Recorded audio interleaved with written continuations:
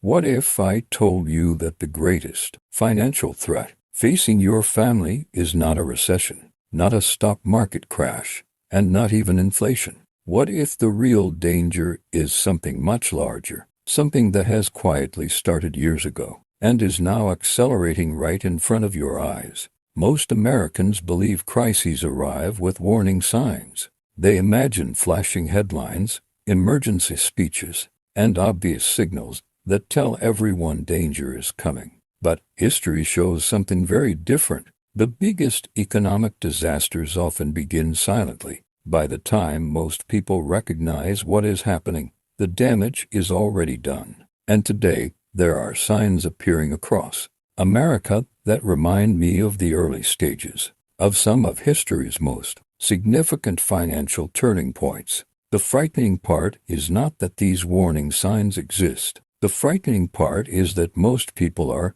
too distracted to notice them. As you listen to this video, I want you to think about your own life. Think about your paycheck, your savings account, your retirement plan, your home, your future, because this isn't a story about governments and economists. This is a story about you. Imagine waking up every morning, going to work, paying your bills, and doing everything society told you was the correct path to financial security. Yet somehow, despite all your effort, life feels more expensive every year. Groceries cost more, insurance costs more, healthcare costs more, housing costs more. Even basic necessities seem to require a larger portion of your income. You work harder, but your purchasing power shrinks. You earn more dollars, yet those dollars buy less. Many people blame inflation, but inflation is only the symptom. The deeper issue is that the entire economic system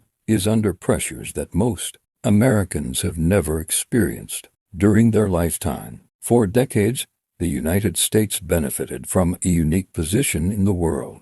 The dollar became the global reserve currency. Foreign countries purchased American debt. Investors around the world trusted U.S. financial assets. This created enormous advantages. It allowed America to borrow money cheaply, spend aggressively, and maintain economic dominance. But history teaches us that no empire remains at the top forever. Every dominant power eventually faces challenges. Every reserve currency eventually encounters competition. Every debt cycle eventually reaches a point where difficult choices become unavoidable. The reason this matters to you is simple. When governments accumulate too much debt, they eventually face limited options. They can reduce spending, which slows growth and creates political backlash. They can raise taxes, which often hurts businesses and consumers. Or they can create more money. Throughout history, governments frequently choose the third option because it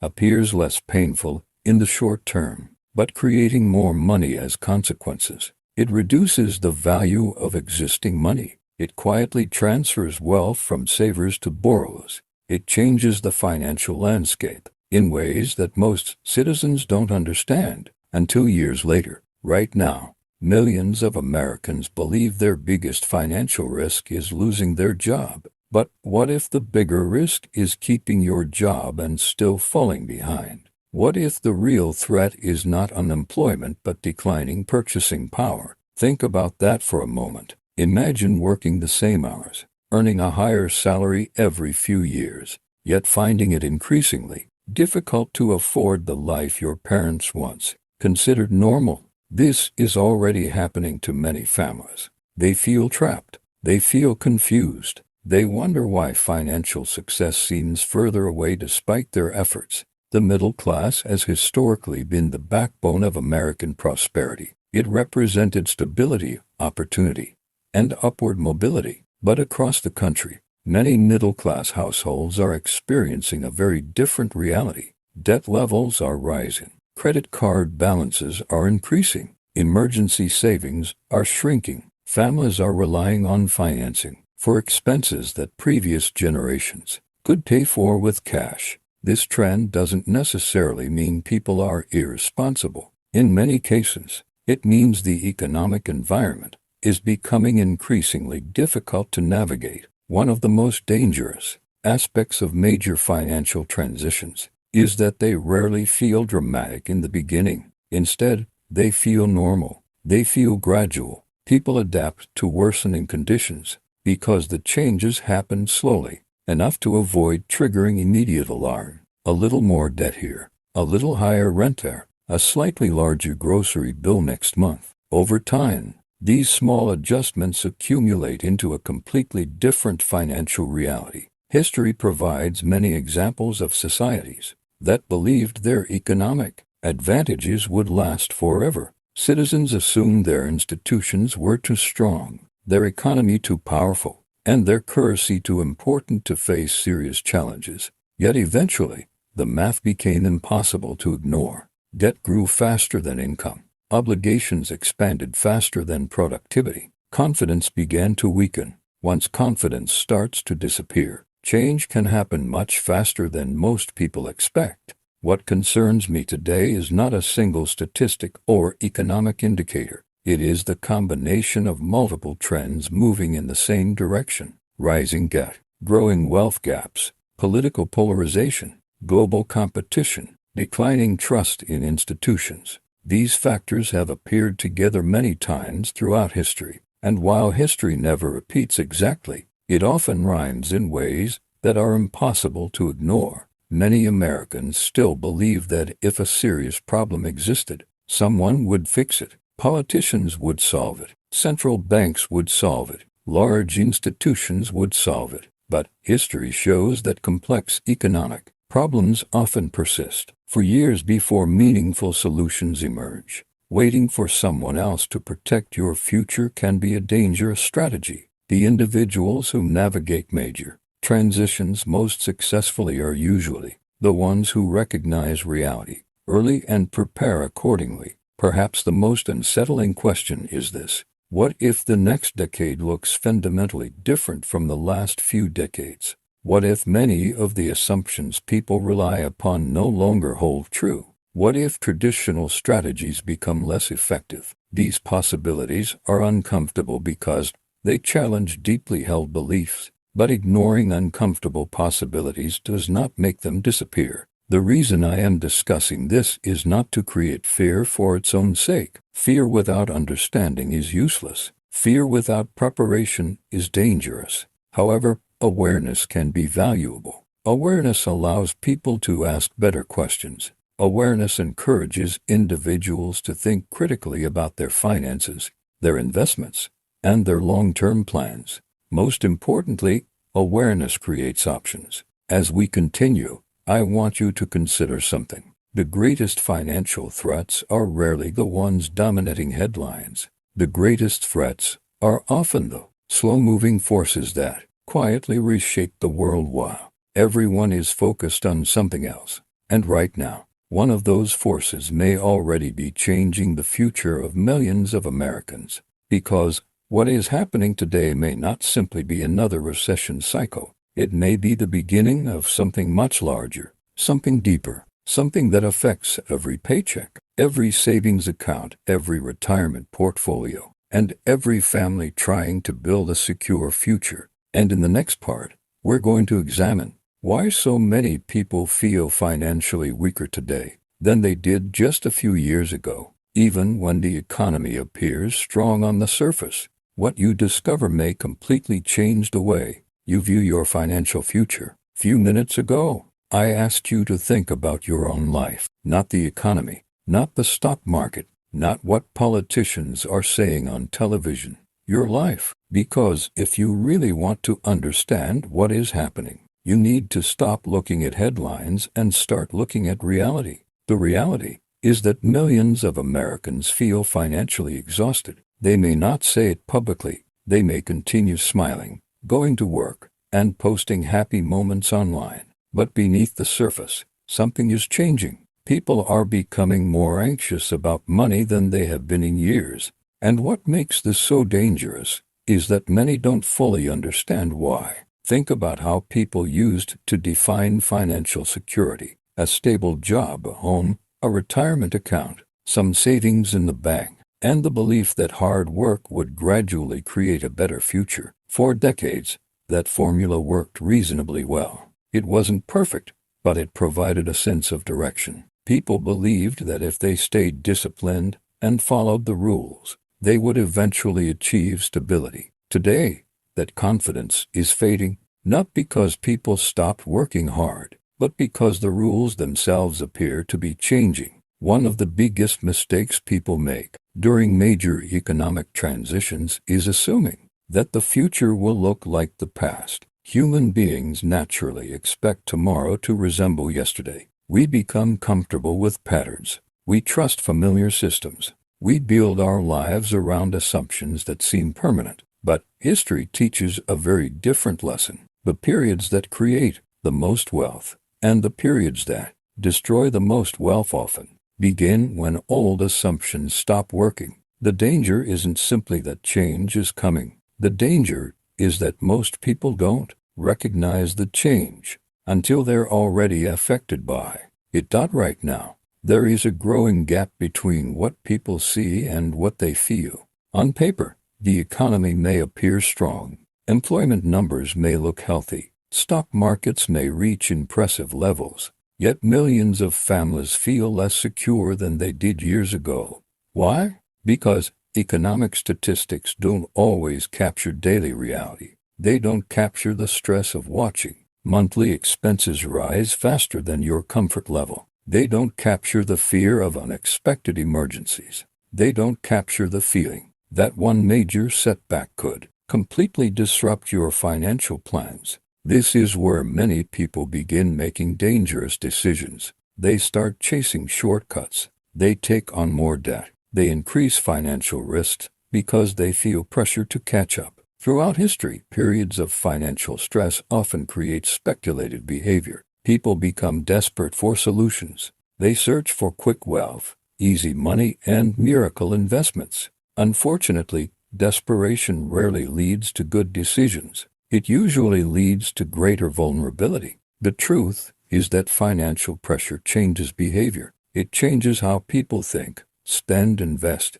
and plan. When families feel secure, they make long-term decisions. When families feel threatened, they focus on survival. And when enough people begin thinking about survival at the same time, entire economies can change direction. Consumption patterns shift. Political tensions increase. Social divisions deepen. Confidence begins to weaken. Confidence may sound abstract, but it is one of the most important forces in any economy. Modern financial systems depend heavily on confidence. People must believe their money will hold value. Investors must believe future growth is possible. Businesses must believe customers will continue spending. Once confidence starts to crack, even slightly, the effects can spread quickly. History is filled with examples of countries that believed their financial strength was permanent. They assumed their dominance would continue indefinitely. They assumed their currency would always be trusted. They assumed borrowing could continue without consequences. Then reality arrived, not all at once, not in a dramatic collapse, but through a gradual process that slowly reduced living standards and increased uncertainty. The reason this matters is because many Americans today assume the same thing. They assume the future will naturally improve because it always has before. But history does not guarantee outcomes. Every generation faces challenges that previous generations never imagined. Consider the younger generation entering adulthood today. Many are facing housing costs that previous generations would find shocking. Many carry significant debt before they even begin building wealth. Many delay major life decisions because financial stability feels increasingly difficult to achieve. This isn't simply a personal problem. It's an economic signal. When large numbers of people struggle to build wealth, the long-term effects extend far beyond individual households. At the same time, older generations face a different set of concerns. Retirement savings that once appeared sufficient suddenly feel less certain. Rising costs create new pressures. Medical expenses become larger risks. The fear isn't necessarily running out of money tomorrow. The fear is uncertainty. The fear is not knowing whether today's plan will still work 10 years from now. This is why I believe many people are focusing on the wrong threat. They're worried about the next recession. They're worried about the next market correction. They're worried about short-term events, but the bigger issue may be structural. It may involve deeper changes that continue regardless of whether the economy experiences temporary growth or temporary weakness. Structural changes are harder to recognize because they don't produce dramatic headlines every day. Instead, they slowly reshape the environment around you until one day you realize the world operates differently than it once did. What makes this moment particularly important is the speed of change. Technology is transforming industries. Artificial intelligence is altering labor markets. Global competition continues increasing. Debt burdens continue growing. Political divisions continue expanding. Each of these trends would be significant on its own. Together, they create a level of uncertainty that many people have never experienced before. And uncertainty has consequences. Businesses become cautious. Consumers become cautious. Investors become cautious. People delay decisions. They postpone purchases. They reduce risks. Over time, this behavior affects economic momentum. It affects growth. It affects opportunity. Most importantly, it affects confidence in the future. Now imagine what happens if these pressures continue building for years rather than months. Imagine what happens if living costs continue rising faster than comfort levels. Imagine what happens if trust in institutions continues declining. Imagine what happens if the gap between financial reality and public expectations becomes even larger. These are not comfortable questions, but they are necessary questions, because the greatest danger is not being unprepared for a recession. The greatest danger is being unprepared for a world that operates differently than the one you expected, a world where traditional assumptions no longer guarantee traditional outcomes, a world where protecting wealth becomes just as important as creating it, a world where understanding long-term cycles becomes essential for financial survival. And this brings us to the most important question of all. If something larger than a recession is developing, what does it actually look like? What are the signs that indicate a major transition is already underway? And why do so many historical patterns suggest that the next phase could surprise millions of people? That's exactly what we're going to explore in part 3. Because once you understand the final piece of this puzzle, you'll begin to see why some of the smartest investors in the world are paying attention to risks that most people still refuse to acknowledge. By the time most people reach this point in the conversation, something interesting usually happens. They start thinking less about the economy in general and more about their own position inside it. Because once you understand that financial systems move in long cycles, the next question becomes unavoidable. Where are we in that cycle right now? And more importantly, what happens next? Throughout history, every major economic era follows a similar pattern. Periods of growth create optimism. That optimism leads to increased borrowing, increased spending, and increased confidence in the future. At first, everything feels stable. People believe the system is strong. Governments believe they can manage debt easily. Investors believe returns will continue indefinitely. But over time, imbalances begin to form. Debt grows faster than income. Asset prices grow faster than real productivity. Expectations grow faster than reality. And eventually, the gap between perception and reality becomes too large to ignore. When that gap closes, adjustment happens. Not always suddenly, not always in a dramatic crash, but inevitably. And what matters most is not just the adjustment itself, but how prepared people are when it arrives. Right now, one of the most important signals in the global economy is rising financial pressure across multiple sectors at the same time. Governments are carrying high levels of debt. Households in many countries are carrying record levels of personal debt. Corporations are facing higher costs and tighter margins. At the same time, interest rates have increased compared to the previous decade of cheap money. This combination creates a very different environment from the one many people became accustomed to. For years, cheap borrowing created a sense of stability. Money was easy to access. Credit was abundant. Asset prices were supported by liquidity. Many people built financial expectations based on those conditions. But when interest rates rise and liquidity becomes tighter, the entire structure begins to behave differently. Investments that once looked safe may become more volatile. Debt that once felt manageable may become stressful. Financial strategies that worked in one environment may stop working in another. This is why historical transitions are so dangerous for the average person. They are not just economic shifts. They are behavioral traps. People continue using old strategies in new environments. They continue assuming that what worked in the past will continue working in the future. And by the time they adjust, much of the opportunity has already passed. Another important factor is trust. Modern economies depend heavily on trust. Trust in currency, trust in institutions, trust in markets, trust that agreements will be honored and systems will remain stable. When trust is strong, economies expand. When trust weakens, even slightly, the effects can spread quickly. Investors become more cautious. Capital moves differently. Businesses delay expansion. Consumers reduce spending. And slowly, the entire system becomes more sensitive to shocks. What makes the current environment different from simple recessions in the past is that multiple pressures are building at the same time. It is not just one problem. It is a combination of debt, inflation history, interest rate changes, geopolitical tension, technological disruption, and shifting global economic power. When several major forces move simultaneously,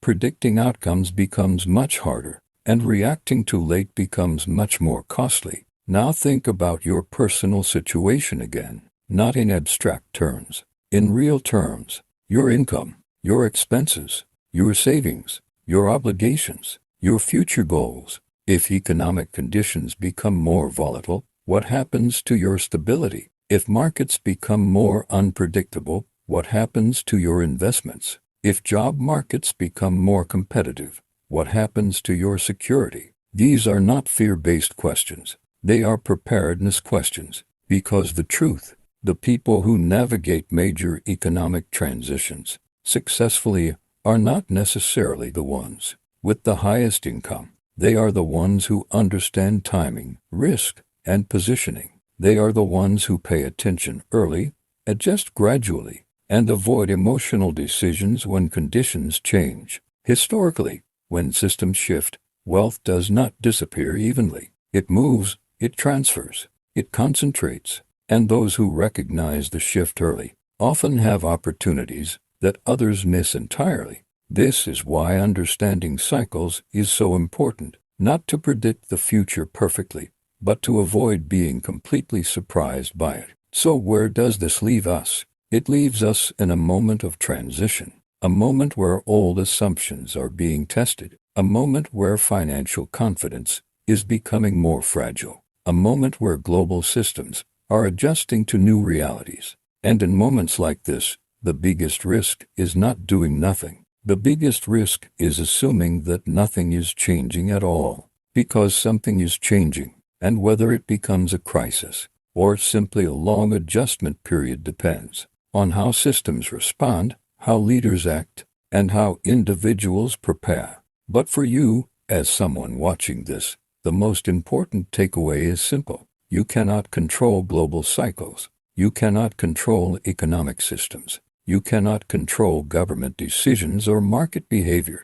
But you can control your awareness. You can control your preparation. You can control how quickly you adapt when conditions shift. And that is often the difference between those who struggle during transitions and those who find opportunity within them. Because in every major economic shift in history, there were always two groups of people. One group realized what was happening too late. The other group saw the early signals, adjusted their thinking, and positioned themselves accordingly. The question you need to ask yourself is simple. Which group do you want to be in? not after the change is obvious, but now, while there is still time to think clearly, plan carefully, and prepare intelligently for what may come next. Because if history is any guide, moments like this do not last forever. They move forward, they accelerate, and eventually, they define an entire generation's financial reality.